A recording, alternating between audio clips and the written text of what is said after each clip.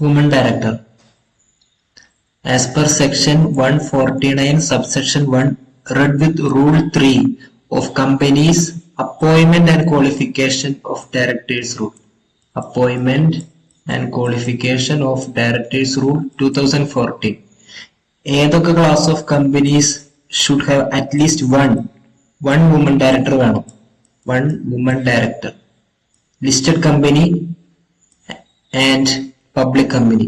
Public company having paid up capital of 100 crore or turnover of rupees 300 crore or more.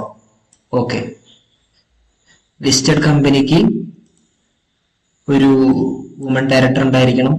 Public company having paid up capital of 100 കോടി അല്ലെങ്കിൽ turnover 300 കോടി.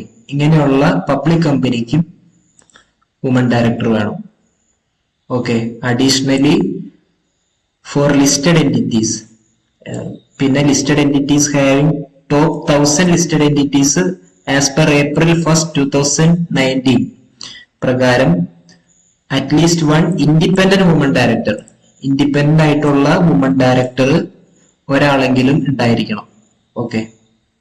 ഇത്രയാണ് woman ഡയറക്ടറിനെ കുറിച്ചുള്ളത്. Thank you.